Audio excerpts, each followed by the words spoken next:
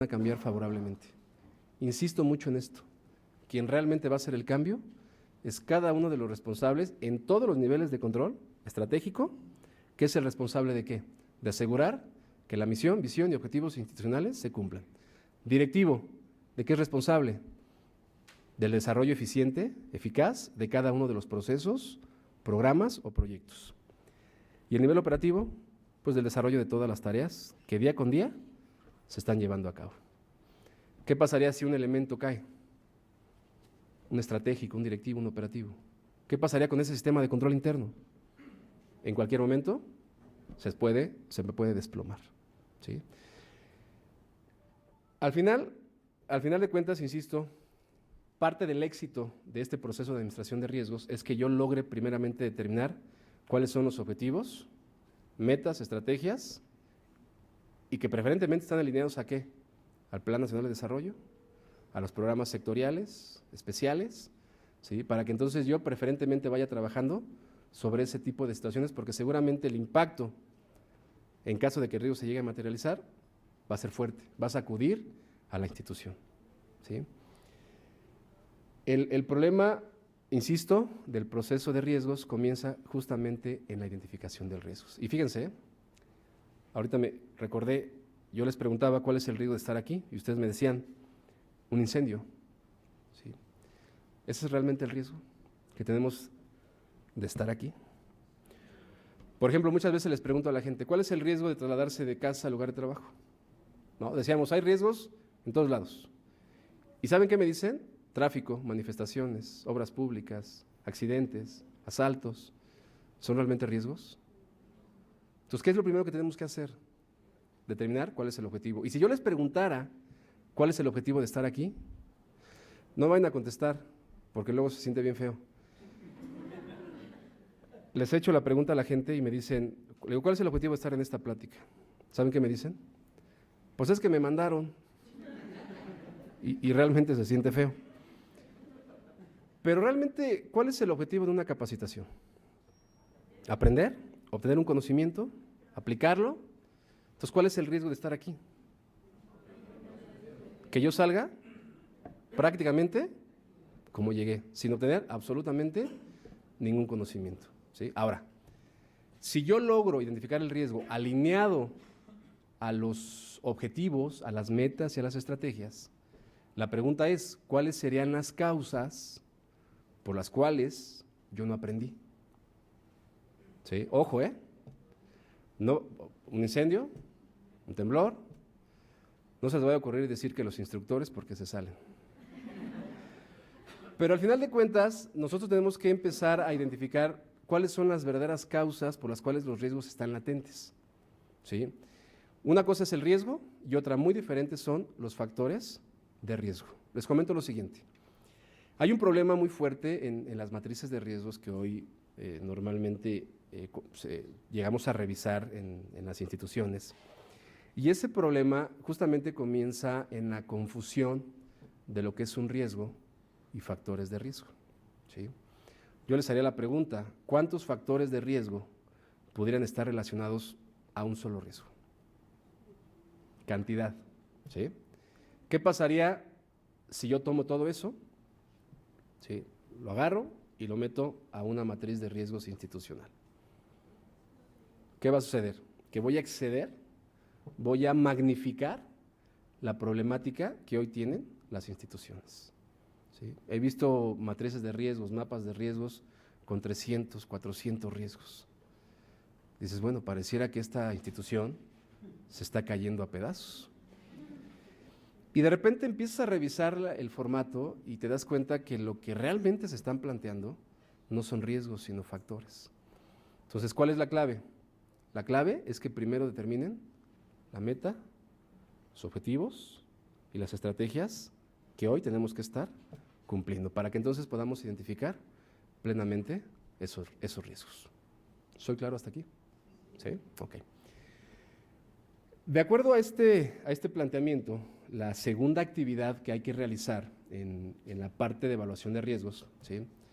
Resumiendo un poquito, decíamos que la metodología se conforma de 7 etapas: comunicación y consulta, contexto, Y estas dos etapas tienen el propósito de ¿qué? De asegurar que los riesgos que hoy identifique la institución estén alineados a las metas y objetivos institucionales. ¿Correcto? La tercera etapa habla de la evaluación de riesgos. Y lo primero que pide el acuerdo, el proceso de riesgos, es que yo lo identifique a través de ¿qué? De las metas, objetivos y estrategias. La segunda actividad que tengo que realizar es la clasificación de los riesgos, ¿sí? Miren, esta parte yo siempre la he considerado la parte noble, fácil, porque ya existe un catálogo por parte de la Secretaría, ¿sí? Entonces, ¿qué tengo que hacer? De acuerdo al formato de matriz, ¿sí? Voy a encontrar ahí una columna que me va a decir clasificación del riesgo. Le voy a dar un clic y me va a aparecer un combo box. Un combo box con estas opciones. ¿Qué tengo que hacer? Simplemente que una vez que identifique el riesgo, ¿sí? Hacer referencia a qué está alineado el riesgo, ¿sí? Porque si hoy les pregunto, ese riesgo que ustedes identifican está alineado a la misión, visión, objetivos institucionales, ¿cómo lo clasificarían? Bueno, obviamente va a ser estratégico, pero acuérdense que el estratégico, el directivo y el operativo es la manera de clasificar el nivel de exposición del riesgo, ¿sale? Es obvio que si hay un riesgo que está relacionado a la misión, visión y objetivos, sin duda es un riesgo de tipo estratégico. Pero en cuanto a la clasificación, sustantivo, ¿no? Es la razón de ser de la institución. Si hay un riesgo relacionado a telecomunicaciones, ¿sí? Entonces, ¿qué tengo que hacer? Simplemente hacer la alineación del riesgo, ¿sí? Es decir, ¿a qué se alinea ese riesgo?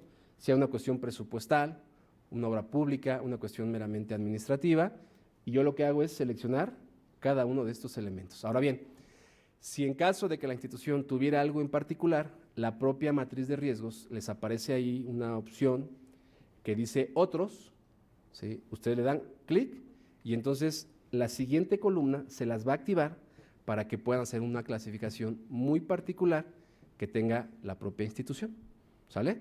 Pero bueno, la clasificación es a través de un listado que establece la propia Secretaría de la Función Pública a través de este acuerdo, ¿correcto? Ahora bien, esta parte sí es fundamental, ¿sí? Ya identificaste el riesgo, ya lo clasificaste, ¿qué tienes que hacer ahora? Identificar todos los factores de riesgo por el cual ese riesgo está latente, ¿sí? Ahora, ¿qué es un factor de riesgo? Conforme a las definiciones que establece el acuerdo, se dice que el factor de riesgo es toda circunstancia o situación que te va a aumentar las probabilidades de que el riesgo se pueda materializar, ¿sale? Si yo les preguntara, hace rato que hablamos de adquisiciones, ¿cuál es el riesgo que tiene el área de adquisiciones? Primero preguntémonos cuál es el objetivo, ¿no? Y ese objetivo que tiene adquisiciones parte desde la propia Constitución, ¿sí? Recordando un poquito el artículo 134 constitucional, ¿no? Palabras más, palabras menos, garantizar las mejores condiciones para el Estado en cuanto a precio, cantidad, calidad, oportunidad, financiamiento. ¿Cuál sería el verdadero riesgo en adquisiciones? Que yo realice compras, ¿no? De una manera inadecuada, a un alto costo, ¿sí? ¿Y cuáles podrían ser las causas, los factores de riesgo por las cuales yo no voy a poder cumplir ese objetivo, por las cuales voy a realizar compras de una manera inadecuada?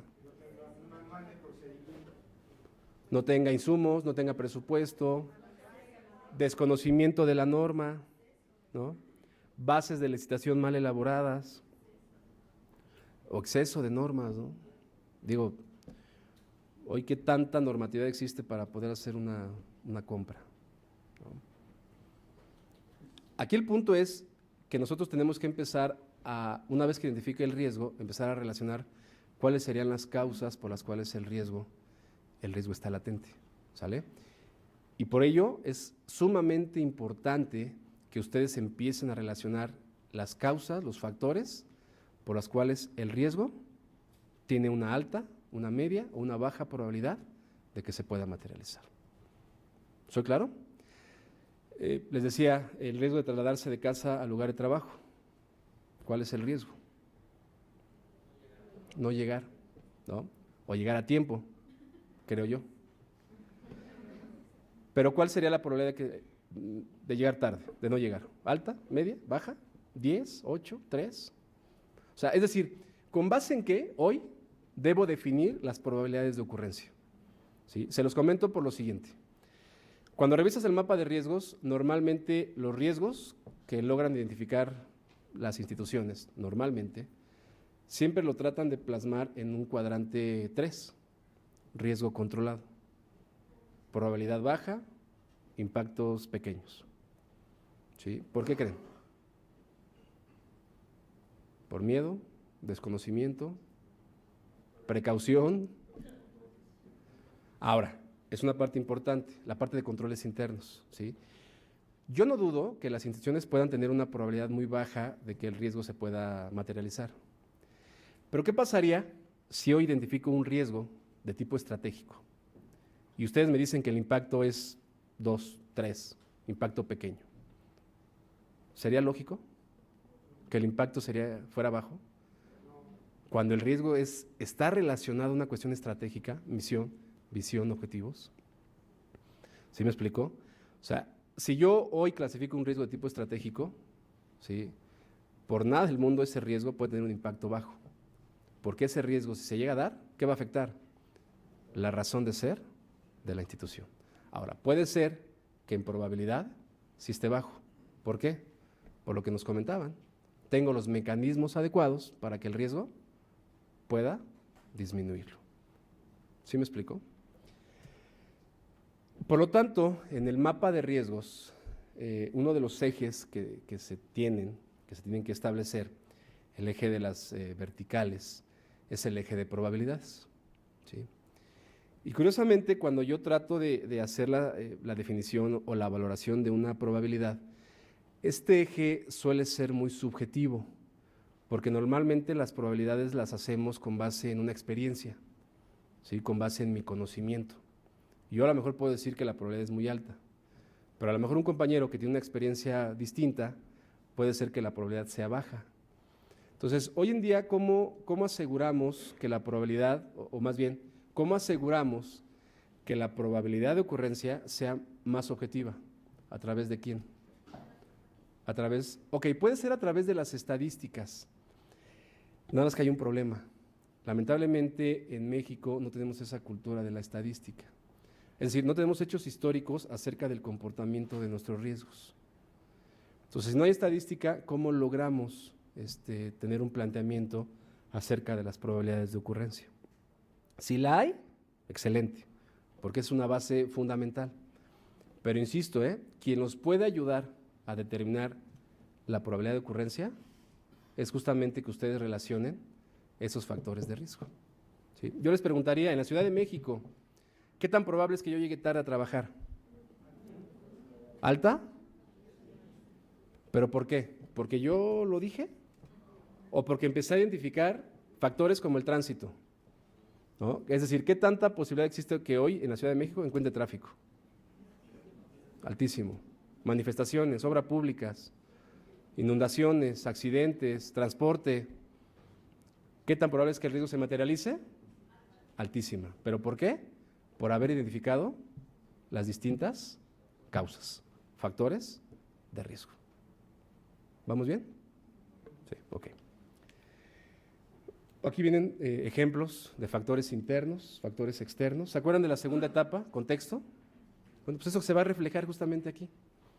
Hoy, ¿cómo puedo, perdón por lo que voy a decir, pero a lo mejor hoy la institución tiene las mejores personas, experiencia, capacitación, perfiles. Perdón por lo que digo, pero ¿quién nos asegura hoy el trabajo de todos nosotros hoy en día? Las cosas pueden cambiar de un día para otro, ¿sí? ¿Por qué tenemos que estar preparados? Justamente por los cambios internos o externos que van a hacer que el riesgo que hoy pueda estar controlado, mañana puedan ser cosas completamente distintas, ¿sale? Ahora, la verdad es que le soy honesto, no es nada fácil diferenciar riesgos con factores. Alguna vez en un evento de capacitación de una entidad, estábamos hablando del tema y me dice el enlace de riesgos. Me dice, oye Javier, dice, mira, te vamos a mostrar en una diapositiva todos los riesgos que le mandamos a Función Pública el año pasado. Y me dice, y ahorita que estás comentando esto, me surge la duda de que si lo que le presentamos a la Secretaría son riesgos o son factores. Y entonces me muestran la lista, pero una lista de puros, aparentemente, riesgos. Y me dice, había un riesgo que recuerdo muy bien, que decía, más o menos, capacitación inadecuada en los servidores públicos. Entonces me decía, ¿es riesgo o es un factor? ¿Ustedes qué le hubieran respondido? Ok, fíjense que cuando a mí, digo, ya tengo 20 y tantos años de experiencia en la docencia, y cuando a mí alguien me hace una pregunta que no sé, pues nomás le digo, depende. Y con eso salgo bien librado de la bronca. Cuando esa persona me dice, oye, ¿es un riesgo, es un factor? ¿Saben qué le dije? Depende. Y depende, pero fíjense, la respuesta era correcta. ¿Depende de qué? ¿Qué pasaría si una unidad administrativa que se dedica a dar capacitación presenta eso? ¿Es riesgo o es un factor?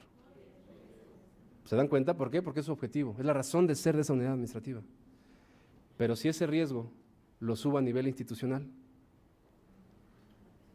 ¿qué va a ser? ¿Un factor de riesgo?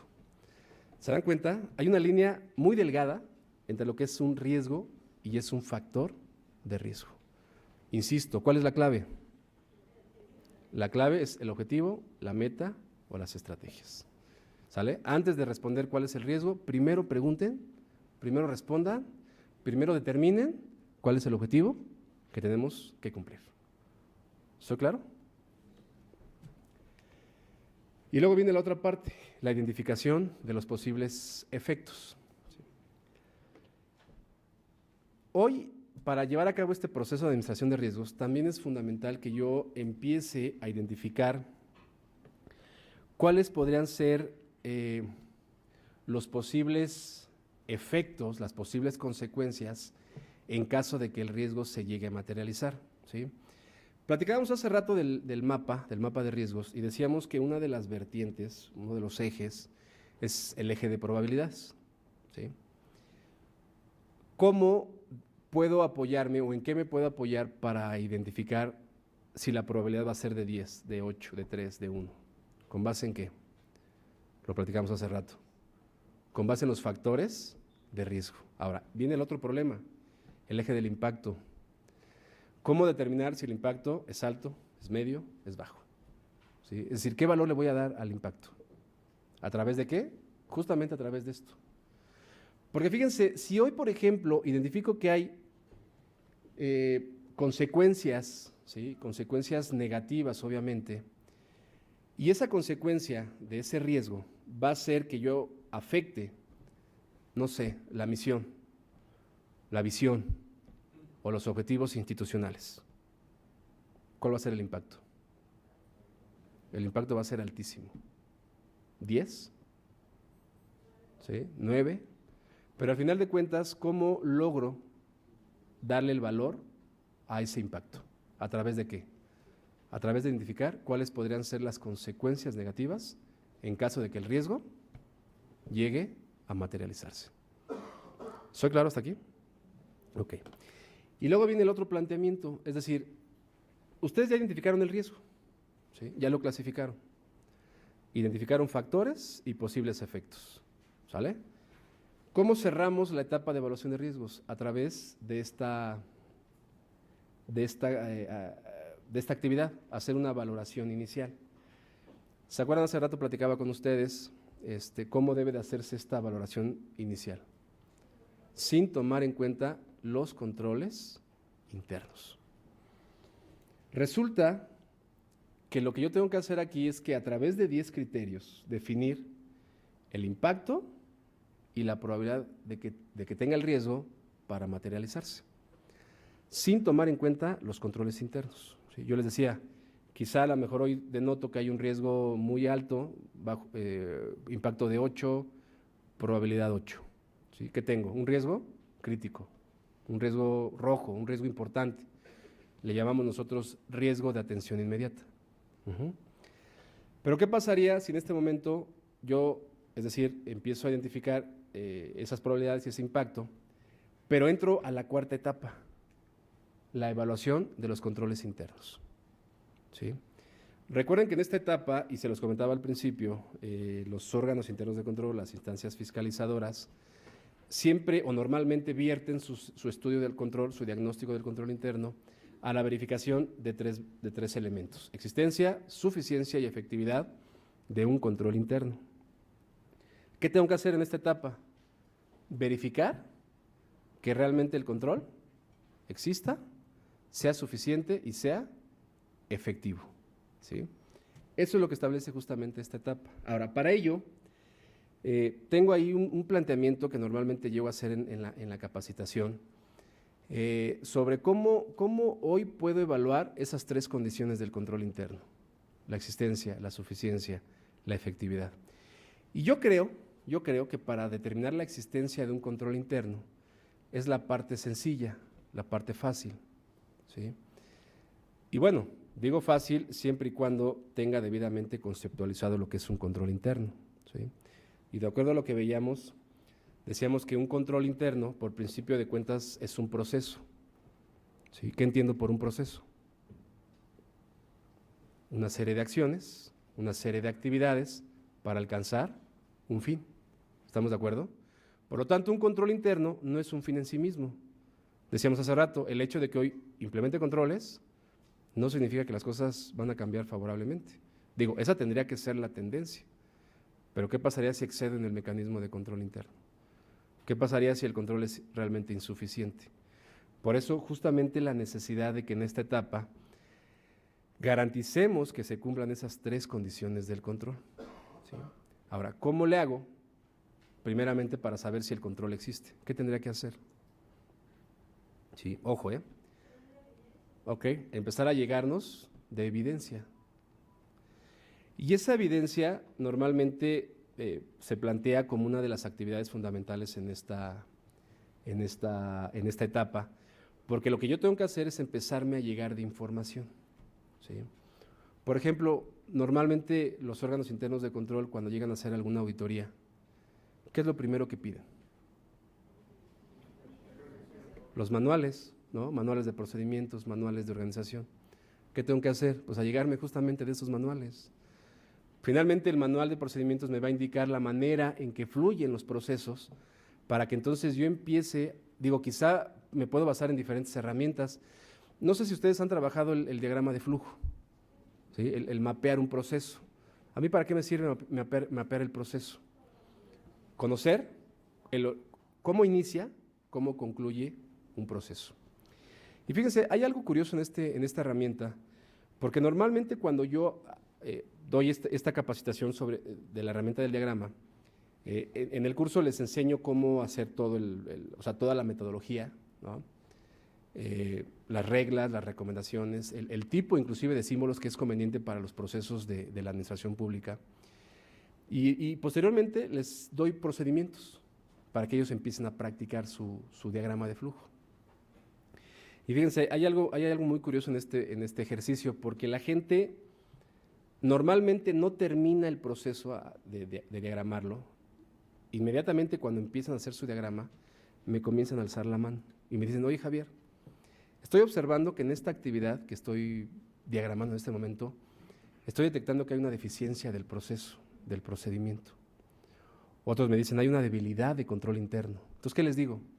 Ponle una letra D con un color resaltado y vele poniendo el número consecutivo. ¿Sí? De tal manera que yo voy a tener la fotografía del proceso, pero más que la fotografía, yo voy a tener identificado ¿qué? Todas las debilidades que tiene mi procedimiento. ¿Para qué? Para que entonces las acciones que voy a implementar incidan favorablemente sobre esas actividades que carecen, que tienen una debilidad de control o que tienen una deficiencia del proceso. Si estas deficiencias, ahora, hay algo muy importante aquí. Si estas deficiencias o estas debilidades de control interno las refiero hacia los factores de riesgo, el acuerdo, la matriz de riesgos de la Secretaría les pide que como máximo pongan 5 factores de riesgo para cada uno de los riesgos, ¿sí? Mi recomendación es la siguiente. Yo les sugiero que más que irse por un factor de riesgo, traten de empezar a analizar la causa subyacente de estos factores de riesgo. Me pasó en una institución que habían detectado un riesgo y curiosamente uno de los principales factores de riesgo estaban relacionado a la corrupción, ¿sí? ¿Qué pasaría si yo me quedo a ese nivel de factor de riesgo? Es decir, ¿cuál sería la acción, la estrategia que voy a emplear para administrar cada una de estas situaciones, ¿sí? La pregunta sería, y el que me responda correctamente, le voy a regalar un certificado de control interno. No sé si sabían, la Secretaría recibió por ahí un apoyo con Banco Mundial para apoyar un proyecto que se llama Fortalecimiento y Consolidación del Control Interno. Entonces hicieron varias consultorías, se creó un estándar de competencia en control interno. Si alguien se quiere certificar hoy en control, ya lo puede hacer a través del Conocer. El Conocer es el que emite este certificado. Aquí traigo como 15. Quien me responda le regalo uno. Nada más me espera para rotular el nombre. Cuando yo identifico el riesgo y empiezo a relacionar los factores, ese control interno, esa acción, tiene que estar pegándole al factor, es decir, tiene que estar relacionado al factor o al riesgo. Es una pregunta importante, ¿eh? Es decir, ¿el control se alinea al factor o se alinea al riesgo? Al factor de riesgo nos dicen por acá. Y yo estoy completamente de acuerdo, ¿sí? Un control normalmente tiene que estar alineado al factor de riesgo. ¿Por qué? Porque el factor es la causa. Ahora, ¿qué pasaría si controlo el factor 1, el factor 2, el factor 3, 4, 5? ¿Qué pasa con el riesgo? El riesgo disminuye, pero si no conozco los factores, ¿cómo le hago para incidir o para administrar el riesgo que tenemos identificado? Es prácticamente imposible, ¿sale? Entonces, normalmente el control interno debe estar alineado a cada uno de los factores de riesgo.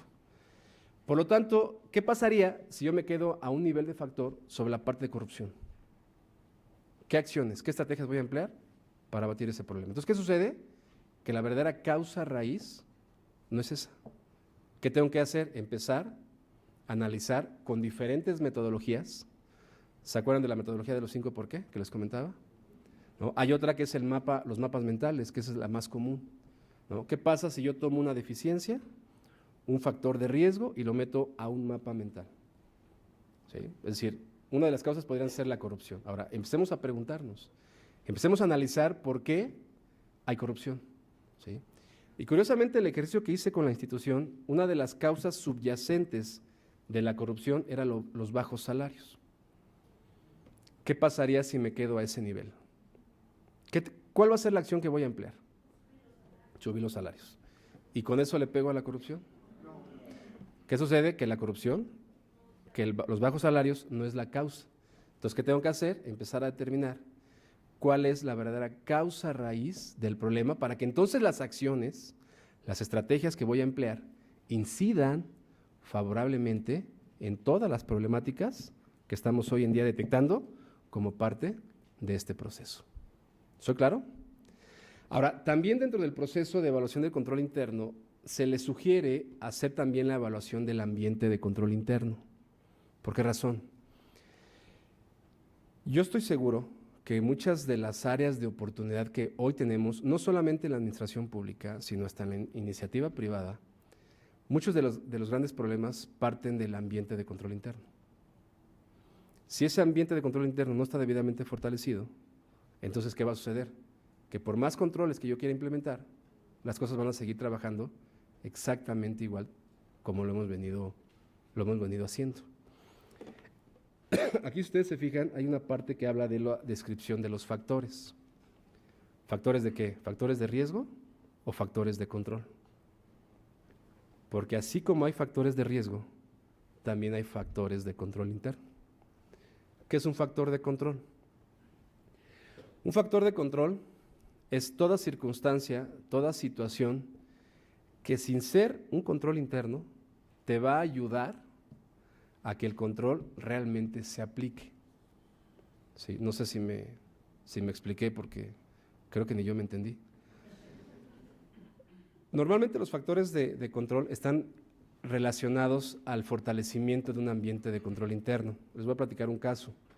Estando yo en Guadalajara dando una capacitación, en una de las sesiones que se tuvo, el director general comentaba de que había un problema con el registro de asistencia de las personas. Ese registro de asistencia era un lector, ¿no?, donde el servidor público tenía que llegar, pasar su credencial, y el lector se conectaba a una cámara fotográfica, ¿sí?, para que entonces la cámara le sacara la foto al servidor público. Digo, obviamente no se imprimía, pero sí se almacenaba en una bitácora, en una base de datos. ¿Qué pasa normalmente o qué pasa generalmente cuando alguien llega y nos quiere imponer un control interno? Buscamos cómo brincarnos, hay resistencia, hay rechazos, normalmente, ¿no? Y bueno, pues sucedía justamente en esta entidad. La gente pasaba la credencial y ¿qué creen que hacía? Se iba. Y entonces la cámara dispare y dispare la pared. ¿Saben por qué? Por demostrarle a la administración que ese control, ni para bien ni para mal. Decía el director, dice, necesitamos urgentemente cambiar el sistema de control interno de asistencia por huella digital. Yo le decía al director, le digo, oye, ingeniero, ¿quién le asegura que de cambiar un control a otro, las cosas van a empezar a mejorar? Y me decía el ingeniero, oye Javier, pero ¿cómo van a poder brincar el control de huella digital? Le decía, ingeniero, le tengo noticias, ¿eh? Hace unos años, seguramente ustedes escucharon de una persona que agarraron, checando a algunos compañeros, como a 10 compañeros, las asistencias. ¿Y saben cómo era el sistema? Huella digital. ¿Cómo lo estaba haciendo? No me digan porque suele ser contraproducente. Pero se dan cuenta, el que tú cambies de un control a otro no significa que las cosas van a empezar a mejorar. Entonces yo le decía al director, le digo, ¿por qué en vez de cambiar el control, por qué no empezamos a fortalecer el ambiente de control interno? ¿Y qué creen que hicieron? Crearon un micrositio en la entidad sobre el tema de control interno, riesgos, ¿no? O sea, la gente podía entrar para poder informarse de lo que era hoy el control interno, la importancia que tienen hoy los mecanismos de control. Ahora, el problema es cómo aseguramos que la gente va a entrar a un micrositio de control, ¿no? Pues empezaron a crear políticas, inclusive empezaron a crear una campaña de difusión, ¿sí? Correos masivos a la gente sobre lo que era el control interno, su importancia, la administración de riesgos, el checar puntualmente, ¿sí? Pero también, les digo, empezaron a crear políticas para sancionar y para promover el control interno. Una política tal como que si tú no tomaste la fotografía, es como si no hubieras llegado. ¿Y entonces qué va a pasar? Te vamos a empezar a descontar por esas faltas injustificadas. Pero también empezamos a promover el control interno. ¿De qué manera?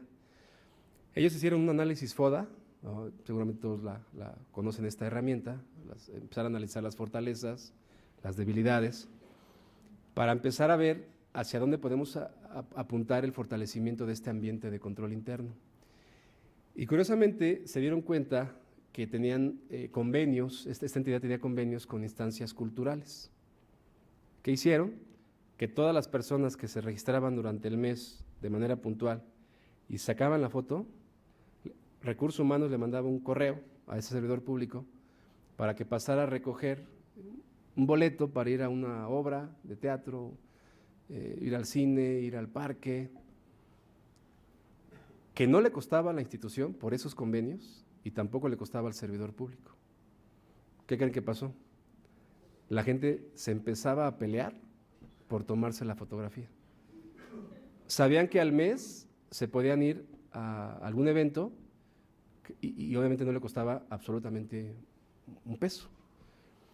Insisto, y no quiero que se vaya a confundir el comentario, yo no quiero decir que fortalecer ambiente de control interno esté referido, esté relacionado a una cuestión económica, ¿sí? Porque obviamente hay instituciones que no lo pueden soportar, ¿sí? Pero ¿de qué manera nosotros internamente deberíamos de hacer un análisis de nuestro proceso, ¿sí? Para saber cuáles son nuestras fortalezas, nuestras debilidades y entonces las acciones